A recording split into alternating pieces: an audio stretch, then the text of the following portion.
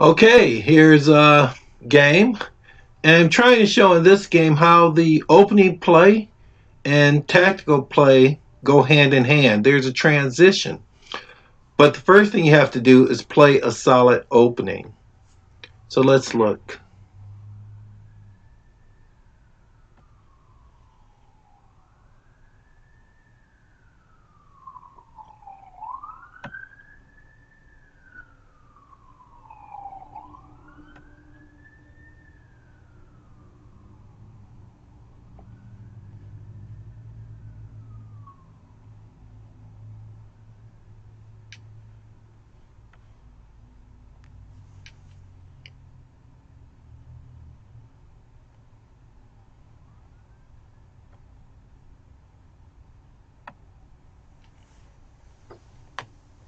Okay, here's our starting position.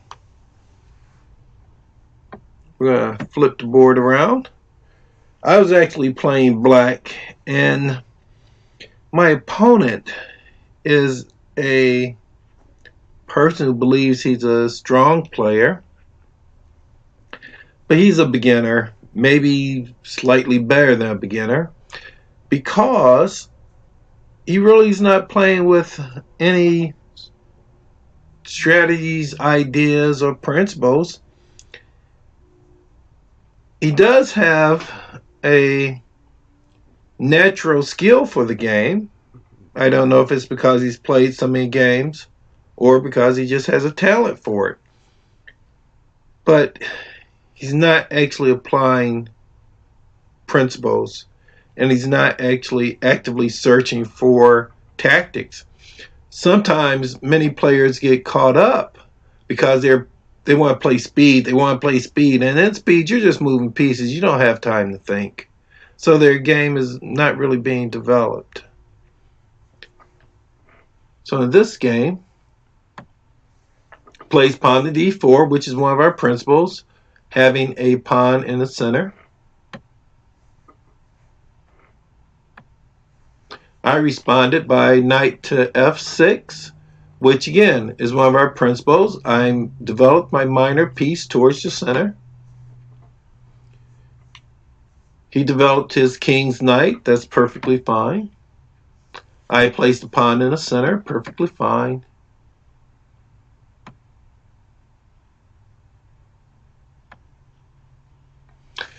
He plays pawn to g3, which is actually okay. He's trying to develop his king's bishop on the long diagonal, which is okay. It's a little bit slower, but it's actually an acceptable move. Now I developed my queen's knight to put pressure on his knight, the possibility of weakening his pawn structure. And we'll be going over pawn structures pretty soon when we address the principles relating to the middle game. He developed his bishop, and now he's prepared to castle. I'm preparing to develop my king's bishop.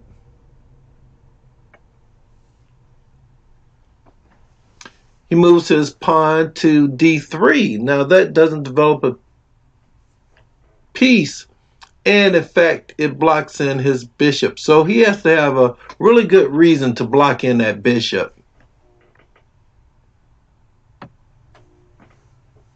Now I've played the knight that's already developed a second time. So if you do that, that violates one of the basic principles, so you better have a plan. My plan was I wanted to get my knight to e4 before he got his knight to d2.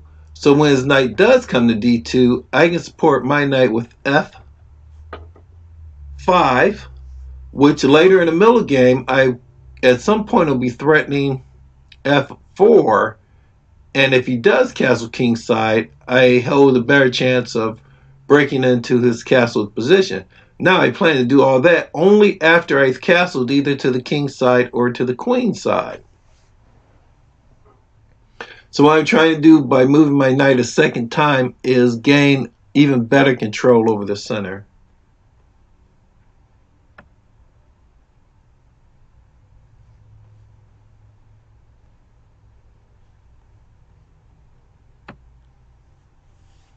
He moves his pawn to D3. Now that's another very slight violation of the basic principles. He's not developing a piece, he's just pushing a pawn, and he's denying the knight its natural square at c3. Now, if you're a beginner, you don't want to violate those basic principles. If you do violate them, you better have a pretty good plan for doing so. I developed my bishop at d6, which again, I'm developing a minor piece and I'm preparing myself to castle.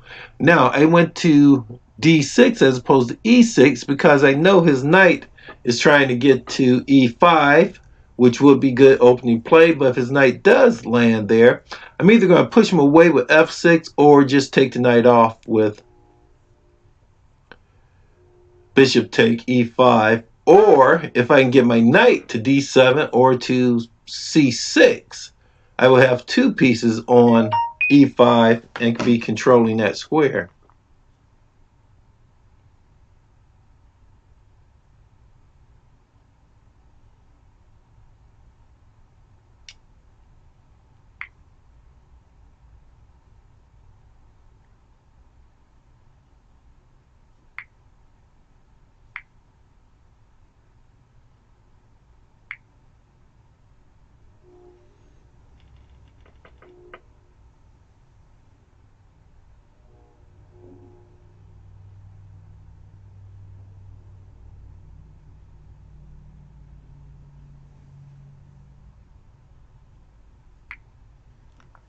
Okay, sorry for that delay. I was letting you soak in all this information.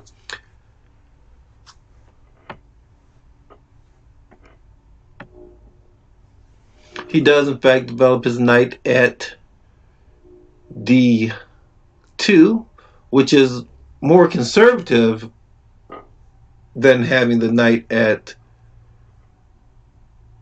c3. Now, if you're a conservative player, if you don't mind playing in restricted positions, that's fine. But for most beginners, you don't know what you like or you don't like. So you really want to get a better control of the center. Now, he is threatening my knight that's occupying the center right now. But even if he takes it, I take back. My structure is slightly weakened, but I'm also gaining he's not going to be able to move that knight, which actually relates to gain tempo because I attack his knight, he attacks my bishop. I take the knight, he takes the bishop. I take his bishop, which brings us to a tactic. He's actually losing a piece, so he doesn't want to do that. So right now, I still have control of the center. And that's what I was talking about. If he takes my knight now, I take back with a pawn. Even though my pawns are doubled, I will have a strong control over the center. And a kingside castle will put my rook on the open file. And we talked about that as a basic principle. You want your rooks on open files.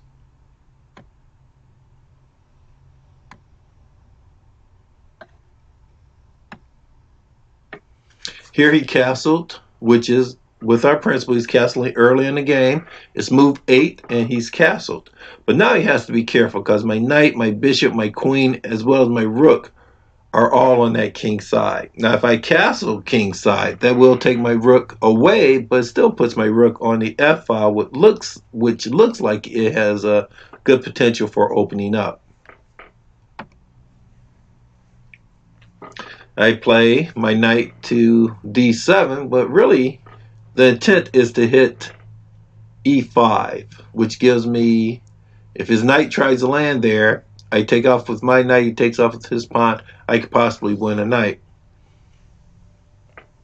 The other thing that the knight does, the reason why I didn't go to c6, which would be the natural square, is because I wanted to have the opportunity to play c5, which would open up the center, or at least have me put pressure on the center. And that's the way you give yourself options. Sometimes you have to adjust your development to give you more options to break through the center. Now he's attacking my bishop, which isn't bad. He can't develop his bishop right now, the dark square bishop, which means he can't develop his rook, the queen side rook. So he threatens my bishop. But when you're a beginner, you want to get all those pieces out. So right now he has a bishop and a rook that he cannot get out. Once I castle, move my queen, connect my rooks, all my pieces will be in play. His pieces right now are going to have a difficult time trying to get to play, especially the bishop and the rook. As you see, he can't just push up the B pawn to develop his bishop because my knight is centrally placed, and that would give me the opportunity to take off and win a pawn. Oops, let's move back. He's threatening my bishop. He thought the bishop would just move away, but here's where your tactics come into play. Tactically, I said I could sacrifice my bishop, still have my knight, my queen, my rook, and possibly my knight at D7 coming to attack the king. My opponent saw the opportunity to take the bishop, and he just took it. He did not analyze it from a tactical standpoint.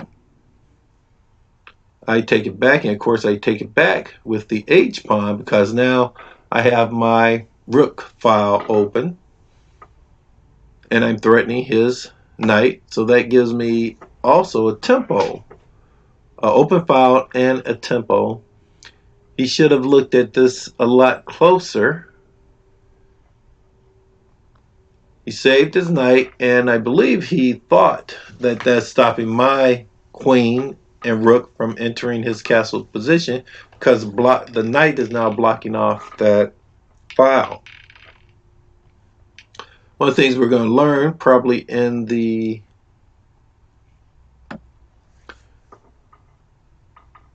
tactical side of things, sometimes you can exchange off a rook for a knight if it allows you open files and a potential attack.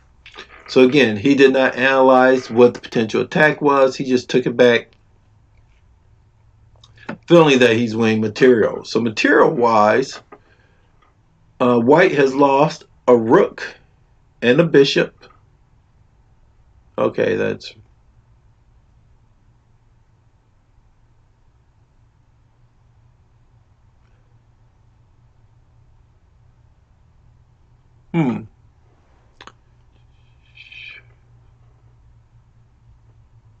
Okay, that's kind of crazy. Black has lost a bishop and a rook.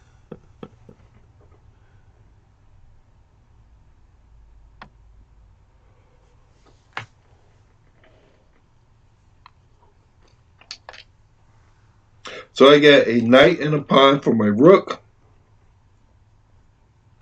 I really got nothing for the bishop. No, I got pawn for the bishop too. So white is way ahead in material, but the object is to win the game. And tactically, he could have covered the checkmate, but he didn't. Which tells me that he was not looking for the tactical opportunities that present themselves. The queen is protected by the bishop. The centralized knight blocks off the king's escape square. That's checkmate. All right. Again, make sure you work on your tactics. Make sure you work on your basic opening principles. And make sure you get yourself a basic chess book. You can get one for under $10, a very basic one. And your chess progress will be endless. Okay, bye for now. Thanks for watching.